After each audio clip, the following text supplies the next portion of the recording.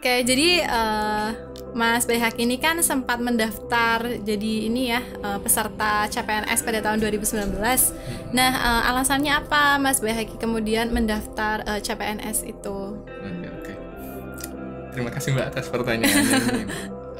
Mantap sekali, mantul pertanyaannya. Jadi karena saya sudah banyak mengikuti program pengabdian banyak ya Mbak ya, salah satunya dari Kementerian Pendidikan. Jadi sebagai putra daerah Jawa Tengah, saya merasa terpanggil untuk kemudian kembali ke daerah saya sendiri. Kayak merasa terpanggil gitu. Iya, karena tadinya sempat bingung. Mau saya ngomong ke orang tua, apa saya mau merantau lagi boleh enggak? Jangan balik weh. Selain kembali ke provinsi tanah kelahiran saya. Kan juga dekat sama orang tua juga, tapi memang yang lebih ke tadi panggilan jiwa sih ya, untuk kemudian mengabdi untuk daerahnya sendiri gitu. Karena percuma dong Mbak kita lahir di situ kemudian kita pergi jauh-jauh buat apa kalau enggak kita harus kembali lagi untuk membangun daerah kita gitu. Luar biasa. Makanya itu disitulah ya saya ikutlah di Pemprov Jawa Tengah gitu. Jadi karena ada panggilan jiwa untuk kembali mengabdi di daerahnya Mas Baihaqi. Luar biasa sekali. Nah, saat itu apa sih formasi, kan ada beberapa formasi tuh pada saat CPNS. Formasi apa yang kemudian Mas Baihaqi daftar saat itu? Oke, karena berhubung saya itu kan seorang penyandang disabilitas Mbak ya, dan saya memiliki kualifikasi pendidikan matematika ya, ijazah saya, dan saya juga sudah punya serdik sebagai guru profesional bidang matematika. Jadi sayang kalau saya nggak ngambil formasi guru matematika ya.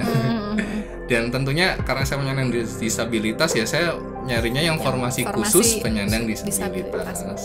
Gitu. Akhirnya saya cari di web SSCN, muncullah itu di Pemprov Jawa Tengah. Kemudian saya cari persyaratan administrasi apa aja yang harus saya penuhi. Ya saya kumpulin dari mulai buat surat lamaran, kemudian scan ijazah, scan transkrip nilai, scan apalagi banyak, saya scan sertifikat pendidik dan sebagainya. Ya sudah, setelah selesai saya ngumpulin semua berkas persyaratannya, saya upload lah di web SSCN. Jadi tadi sudah disampaikan bahwa Mas Baihaqi itu mendaftar di formasi yang disabilitas. Nah, itu artinya kan berarti Mas Baihaqi punya hak nih untuk mendaftar di formasi tersebut gitu ya. Karena secara ya Mbak ya, celah bahasanya secara dari namanya aja formasi khusus penyandang disabilitas. Dan penyandang disabilitas ya banyak orang juga meskipun seawam-awamnya tahulah kalau yang namanya penyandang disabilitas itu kan macam-macam. Ya ada yang dia penglihatan ya, kekurangan di penglihatan, disabilitas penglihatan, di pendengaran, di bicara, dan di fisik ya, dan itu kan semua beragam. Tentu di situ diakomodir di formasi itu dong Mbak, karena di mana lagi kita bisa mendaftar kalau nggak di situ gitu kan. Ada ruangnya dan ada ruangnya dan khusus. Mas Baihaqi memanfaatkan ruang tersebut. Betul gitu. Dan karena memang sudah dijamin lewat undang-undang disabilitas bahwasanya instansi pusat dan daerah kan memang wajib menyediakan kuota khusus itu. Gitu. Jadi dari situlah saya bismillah Mbak, saya mendaftar dan kebetulan formasinya cuma hanya ada satu. Satu-satunya di Pemprov Jawa Tengah itu di SMA Negeri 1 Randu Blatung. SMA Negeri 1 Randu Blatung Blora. Oke. Jadi ada ya Mas ya, memang ada ibaratnya ada formasinya. Ya, tertera di web SSCN pun juga jelas di situ ya, untuk penyandang disabilitas. Jadi sudah saya daftar sesuai prosedur gitu lah. Iya, dan saya sudah melengkapi sesuai prosedur. Sebelum pengumuman administrasi pun itu kan kalau menurut ketentuan kan memang kita harusnya kan pelamar disabilitas dipanggil langsung, tapi entah kenapa Pemprov Jawa Tengah hanya melalui video call saja. Video call singkat. Iya, singkat, paling hanya berapa menit, 2 menit tuh depan. Cuma ditanya apa sih, gimana kondisi dan derajat disabilitasnya, kemudian sudah melampirkan surat dari rumah sakit belum, ya udah saya jawab dengan baik gitu. Itu kan ada tesnya tuh, berarti Mas Baihaqi mengalami kesulitan nggak pada saat tes CPNS? Tes CPNS, oh ya ceritanya panjang menuju sana ya. Oke, tapi saya nggak apa-apa, saya cerita ya alurnya. Iya, harus diceritakan. Iya. Jadi setelah verifikasi lewat video call itu, beberapa hari kemudian kan ada pengumuman administrasi Mbak. Saya lolos. Saya lolos administrasi, kemudian kan lolos administrasi ya Mas? Yes, lolos administrasi. Nama saya tertera dengan jelas, lolos gitu ya. Kemudian setelah itu Ada masa jeda waktu itu menurut alur dari prosedur dari pusat itu namanya masa sangga. Masa sangga. Ya saya nggak perlu menyangga dong karena saya lolos gitu kan. Iya. Nah saya tinggal menunggu dan alhamdulillah di pengumuman masa sangga pun nama saya tetap sebagai yang lolos, tidak ada perubahan gitu. Ya sudah, saya masa sangga lolos, kemudian saya menunggu jadwal tes. Nah, jadwal tes yang pertama namanya seleksi kompetensi dasar. Jadi ada tes intelijensi umum, gitu ya? Ya, tes SKD itu ada 3 macam ya Mbak ya. Tes intelijensi umum TIU, tes wawasan kebangsaan TWK, sama satunya tes karakteristik pribadi ya TKP. Ada kesulitan Mas saat melaksanakan tes itu? Alhamdulillah sih enggak ya, alhamdulillah sih saya difasilitasi dengan baik. Saya acungin jempol waktu itu panitia Pemprov Jawa Tengah gitu. Wow. Ya acungin jempol nih. Ya maksudnya untuk yang itunya. Untuk yang ya. itu. Oh, jadi ada yang lain. Ini belum masuk kisah sedihnya ya. Ini baru yang prosesnya ya. Jadi saya kemudian ada pengumuman ikut tes, jadwalnya ini tanggal berapa, terus tempatnya di Asrama Haji Donohu dan Boyolali Mbak. Di Boyolali. Nah, waktu itu saya ikut tes ya ke sana. Ya alhamdulillah ada pendampingnya juga untuk tunanetra ya, tapi alhamdulillah kan saya masih bisa melihat, cuman memang perlu dibantu dengan pencahayaan. Pencahayaan yang cukup, di komputernya terang. Kemudian kan karena saya satu mata dan memang kan harus ada tambahan waktu karena membaca dengan satu mata pun sulit ya. Jadi ya alhamdulillah memang di ketentuan peraturan kalau tunanetra yang mendaftar di formasi khusus memang ada tambahan waktu 30 menit. Nah itu emang udah difasilitasi kalau itu. Saya mengapresiasi, terima kasih banyak gitu. Dan saya selesai tes, alhamdulillah saya memperoleh skor 401. Wah, tinggi sekali Mas. Iya, itu bisa dibilang tinggi karena waktu selesai tes langsung diberi ucapan selamat. Oh, ucapan selamat. Langsung dari ada panitia lokal, ada panitia. Atau jangan-jangan nilai itu nilai yang paling tinggi nih? Iya betul. Oh, nilai yang paling tinggi, luar biasa. Kita close dulu lah buat Mas Bayhaqi. Alhamdulillah. Ya, jadi tahu dari mana Mas Bayhaqi kalau itu nilai yang paling tinggi? Oke, jadi kan ini pada waktu selesai tes dulu aja ya. Selesai tes kan banyak tuh berjejer panitia di belakang saya. Ada panitia perwakilan dari BKN Jogja, dari Pemprovnya sendiri, ada dari panitia lokal asrama hajinya sendiri, dan macam-macam. Saya langsung diberi ucapan selamat dan langsung diajak foto bareng. Sayang saya nggak bisa minta fotonya ya. Nah itu ya, tapi saya yakin dokumentasi itu masih ada di panitia masih gitu. Tersimpan. Ya semoga kapan-kapan bisa di-share ya Bapak Ibu panitia gitu. Ani ada pesan khusus. Ya itu. Jadi diajak foto bareng, kemudian tapi ternyata kenapa? 401 kan udah sangat fantastis ya, tertinggi, dan saya sangat bersyukur atas pencapaian saya itu Mbak ya. Dan saya juga sangat bahagianya karena kan saya sudah punya sertifikat pendidik. Jadi kalau saya ikut tes berikutnya itu seleksi kompetensi bidang, menurut peraturan menteri itu saya sudah pasti dapat nilai maksimal. Karena saya udah punya sertifikat guru profesional. Ibaratnya sudah lulus begitu? Iya, jadi udah ada di genggaman tangan sebetulnya waktu itu. Ya, tapi ternyata ya nggak tahu gimananya akhirnya. Kenapa Mas? Setelah nilai SKD itu diolah dan saya kan bisa melihat hasilnya tuh Mbak ya, rekapannya kan ada. Untuk formasi saya tertinggi memang di Pemprov Jawa Tengah, formasi khusus penyandang disabilitas. Tertinggi ya Mas? Iya, bahkan antara yang formasi penyandang disabilitas lain pun yang misalnya apa gitu, saya tetap yang tertinggi gitu. Dan saya bandingkan dengan teman-teman yang di wilayah lain pun senasional, saya alhamdulillah masih yang tertinggi, khusus yang penyandang disabilitas. Luar biasa. Ya kalau yang umum ya saya kalah lah. Aduh, itu sudah luar biasa Mas. Ya, terus tadi sampai mana itu? Yang nilai SKD itu ya. Kemudian sebelum pengumuman resmi siapa yang lulus SKD, saya itu dipanggil Mbak ke kantor BKD Jawa Tengah. Dipanggil untuk? Nah, ngomongnya sih di surat undangan ngomongnya verifikasi berkas. Oh, jadi pasca mengetahui informasi Mas Bayhaqi lulus, kemudian diberi kan undangan. SKD, kalau secara peraturan kan saya memang sudah lulus karena semua passing grade saya penuhi dan nilai saya tinggi. Itu udah otomatis saya lulus dong. Jadi dalam anggapan saya sudah lulus memang. Tapi ternyata tadi saya sebelum pengumuman resmi tertulisnya saya dipanggil. Itu kalau nggak salah hari Jumat tanggal 10 Maret kalau nggak salah. Pengumuman resmi tertulisnya 20 Maret. Nah 10 Maret saya dipanggil nih, datang ke Semarang, ke kantor BKD Jawa Tengah. undangannya bunyinya verifikasi berkas. Verifikasi berkas. Iya, ya saya bawa dong semua berkas-berkas asli saya, ijazah dan sebagainya, sertifikat dengan harapan saya. Yang begitu besar. Iya, saya pikir nih mau percepatan nih ya gitu kan. Saya pikir gitu kan, karena kan verifikasi berkas lah. Terus untuk apa kalau bukan untuk percepatan kan saya pikir, karena kan saya udah di depan mata. Gitu. Ternyata waktu saya dipanggil nggak ada tuh, saya dicek mana berkas asli gini, enggak. Saya cuman ternyata diterangkan, mohon maaf Mas, Anda digugurkan di proses ini karena tidak memenuhi syarat. Hah? Serius? Serius, dan itu membuat saya sangat shock, terkejut sekali dan sangat terpukul. Langsung seketika itu saya melakukan komplain, protes dong.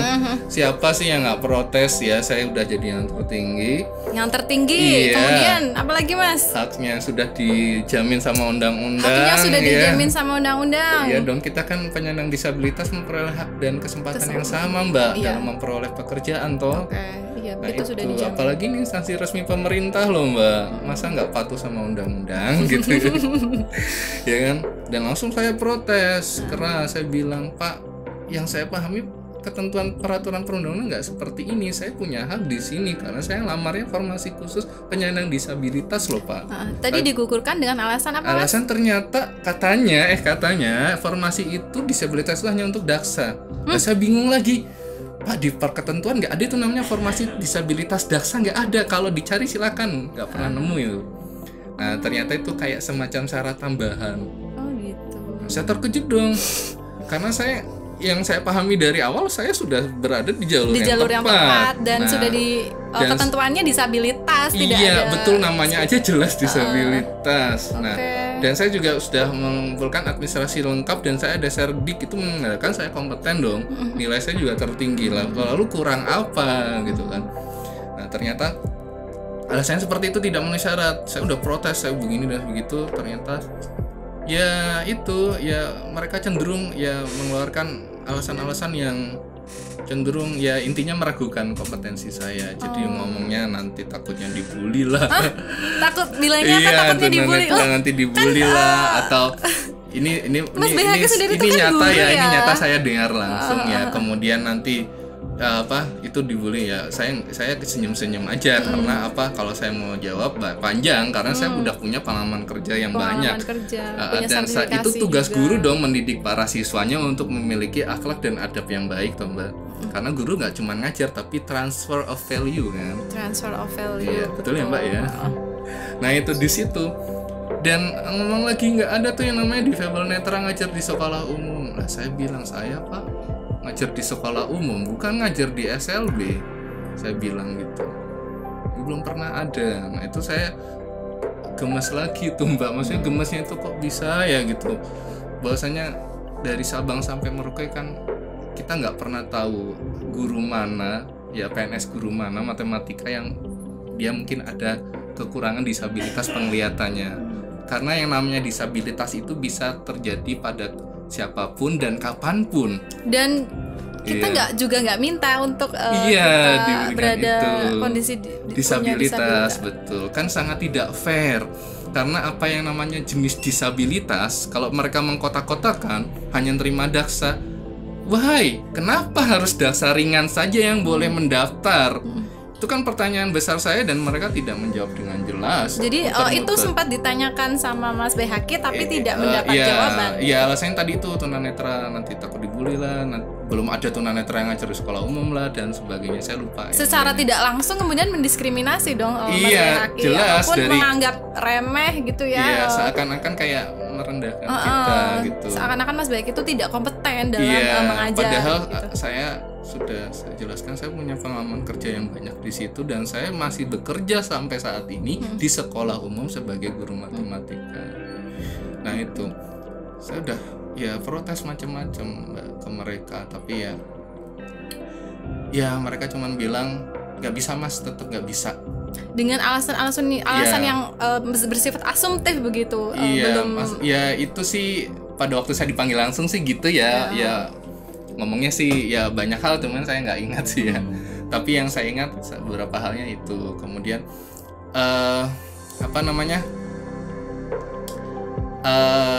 saya kan udah mencoba ngomong ya tolonglah dipertimbangkan ulang gitu kan, untuk ditinjau ulang karena ini tidak seperti yang diamanatkan oleh undang-undang. Kenapa saya harus digugurkan secara diskriminatif oleh syarat yang ya mohon maaf ya, itu kan jenis disabilitas anugerah Tuhan, nggak mungkin kita kalau diberi disabilitas kita request ya Allah kita request ataupun saya menolak. kasihnya disabilitas daksa ringan aja gitu ya kan, nggak mungkin gitu kan, dan nggak bisa menolak juga. Iya, dan nggak bisa menolak juga. Jadi makanya saya berharap waktu itu ya tolong lihat dari kompetensi dan kemampuan saya dong, bukan dia dari jenis disabilitas saya gitu.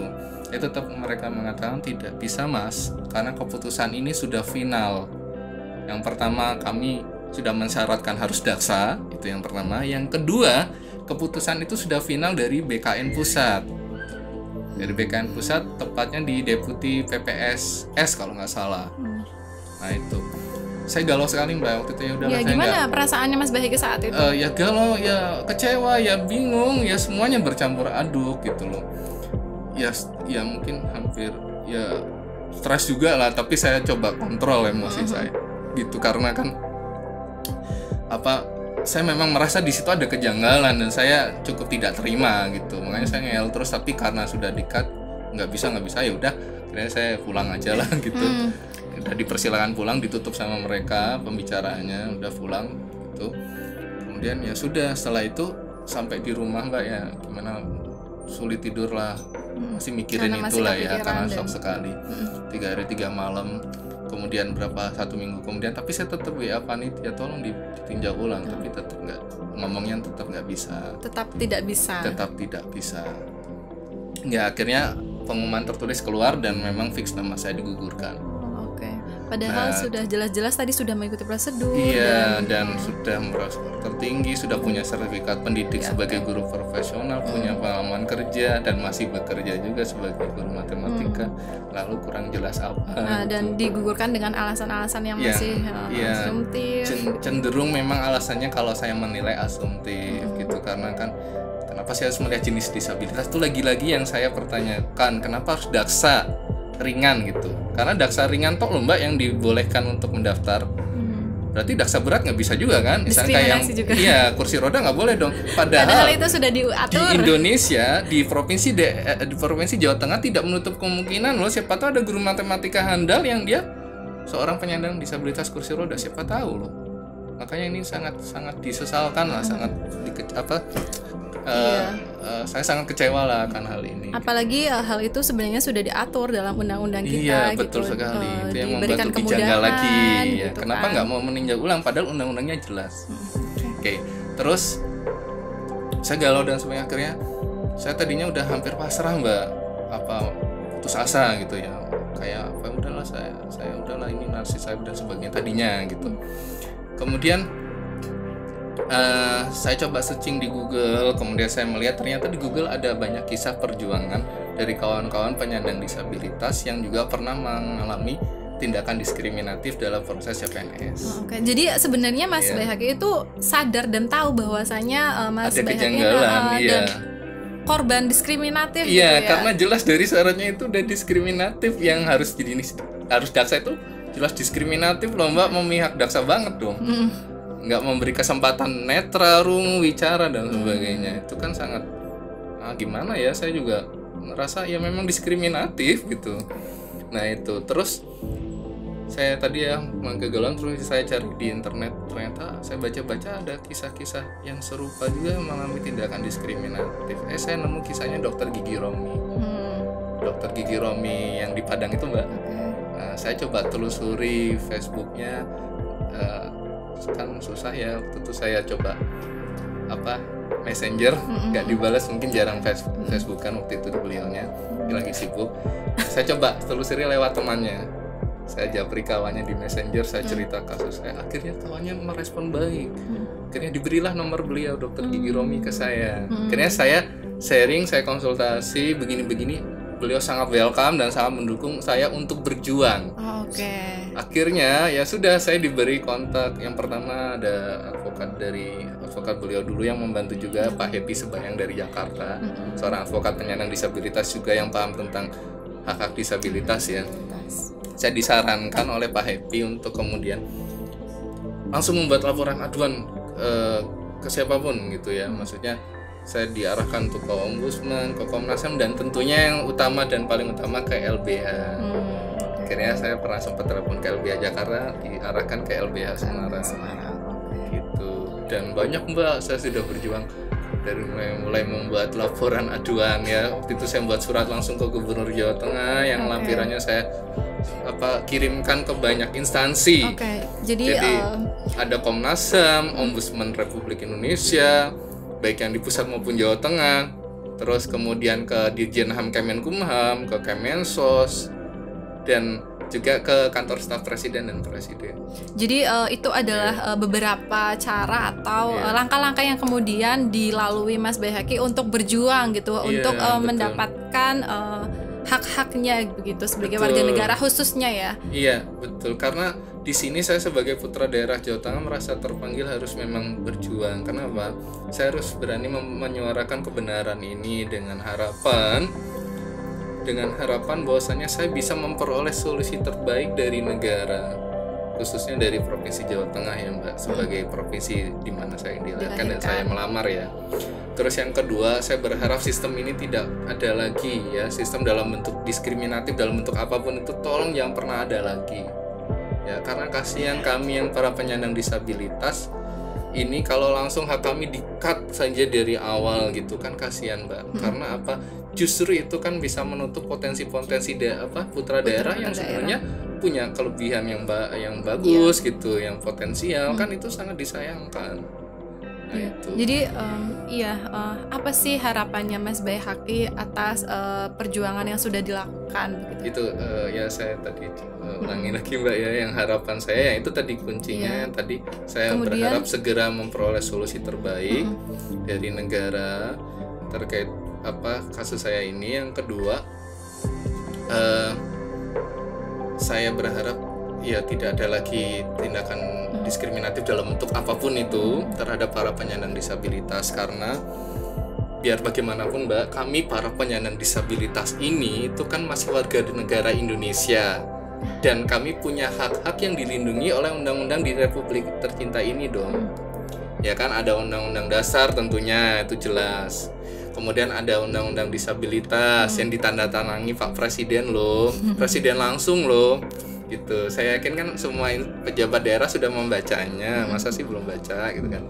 Terus undang-undang HAM, ya kan Mbak, karena kan kita masih manusia kita kan warga negara yang manusia yang punya hak asasi manusia dong tentunya. Dan itu udah diatur, kita punya hak untuk memperoleh kesempatan yang sama dong dalam hal pekerjaan tentunya ya. Kemudian ada peraturan gubernur Mbak, itu ada, sudah dibuat, peraturan daerah juga. Peraturan daerahnya ada di Jawa Tengah dan itu melindungi hak-hak para penyandang disabilitas, tidak boleh ada tindakan diskriminasi.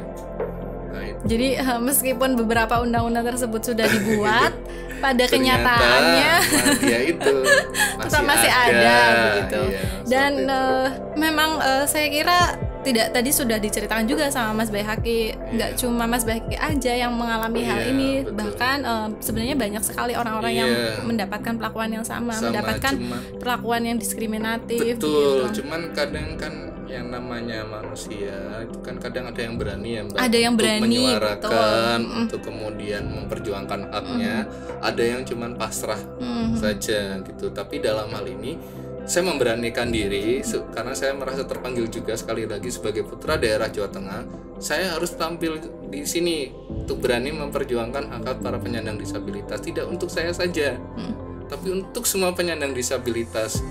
Ya, karena saya berharap kedepannya nggak ada lagi yang begini-begini. Ya, tidak ada lagi Mas Baihaqi yang lain. Iya, gitu. Betul sekali gitu. Karena bayangkan Pak sudah hampir 8 bulan lamanya gitu ya. 8 bulan atau berapa ya? Kurang lebih lah ya, 7 bulan, 8 bulan.